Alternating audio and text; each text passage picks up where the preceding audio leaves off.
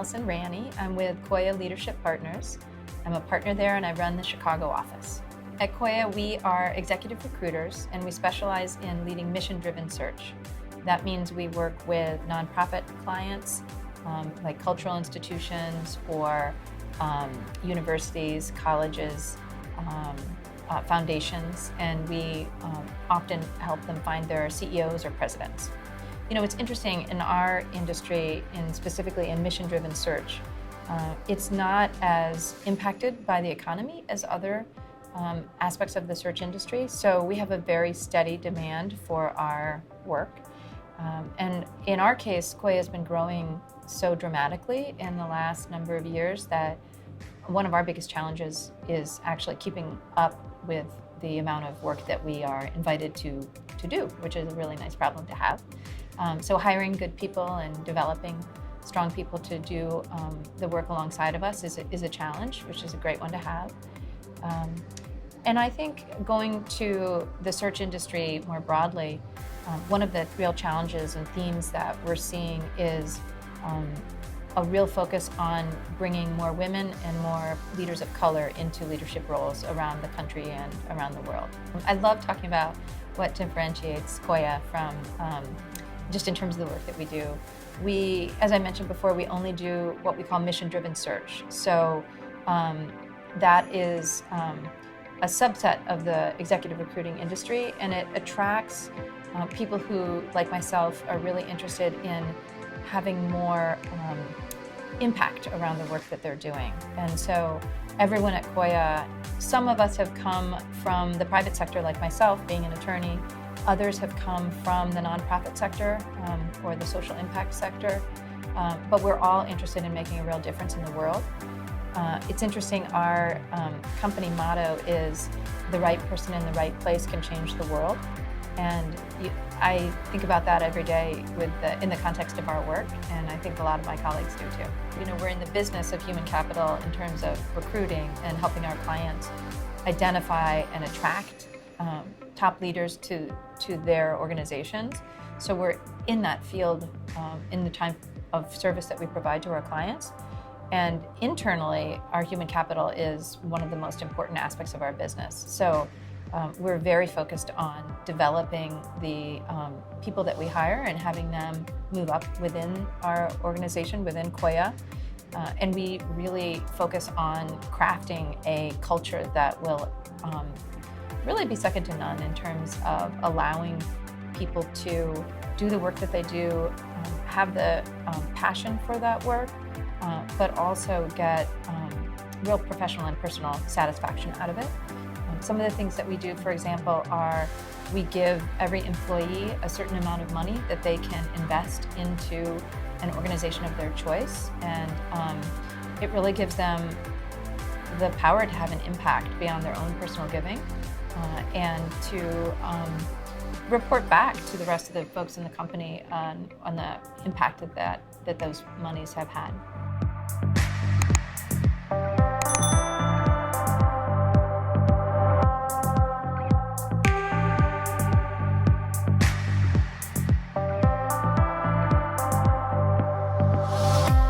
My name is Baldino. I'm the co-founder of Fuzzy Math.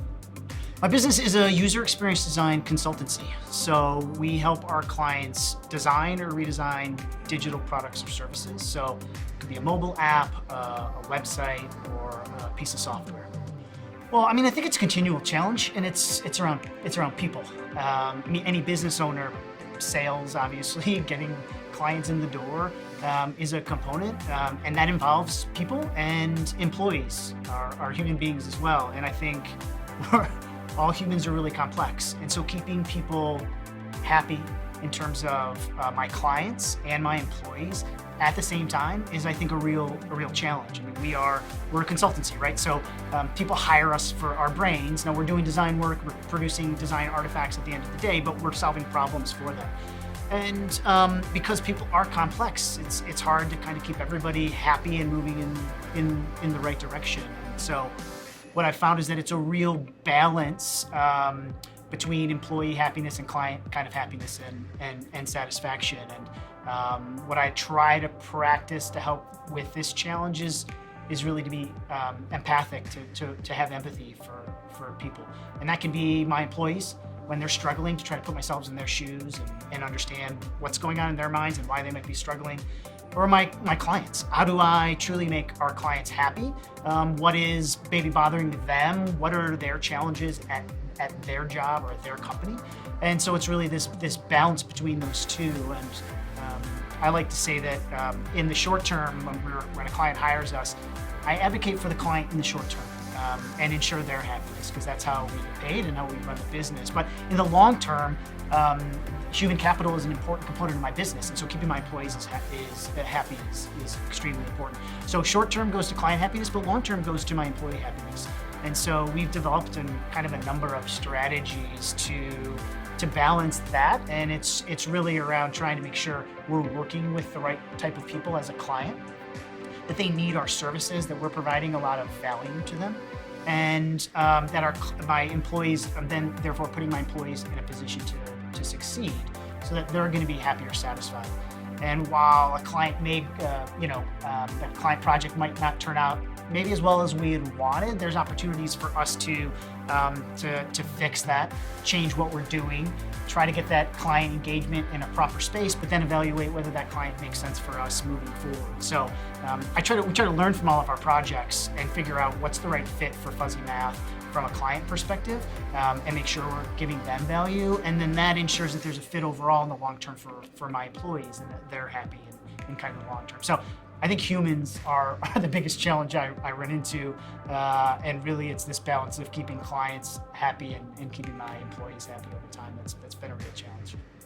So the best business advice I've actually gotten was, and I'll say this in two ways, it was important, which was that you should be working on your business, not at your business. The theory, and I say it's good advice because I actually find it to be not true, but when I got it, I worked hard at it. So the theory is that working on your business means working on the strategy and business growth, and not at your business. So we're a team of designers. So as a business owner, I should be focusing on running the business, not being a designer. And when I tried that, I found that I got too far away from my clients and what they needed. And when I was trying to sell to other clients or trying to ensure that our clients were happy, I was too kind of far removed. And I think a lot of people, as I think people hear as entrepreneurs, this piece of advice, which is to work on your business, not be an employee at your business. You can kind of align the business. You can sort of not ensure proper growth. You'll have unhappy clients. You'll probably have unhappy employees. So I've sort of flipped it. I mean, what I believe now is better advice that I would give to somebody else is that you can balance working on your business and at your business, and that you shouldn't shy away from being involved on some client projects or understanding what your customers' problems are, and not just focused on growth strategy for your business. And you should really have a balance of the two, because if your strategy gets too far away of what's happening day in and day out on the business, you're going to be growing improperly. And again, I think you're going to be certainly having low satisfaction from a client perspective and low satisfaction from an employee perspective. So what that taught me was I tried it. It didn't really work for me. So I try to find a balance now.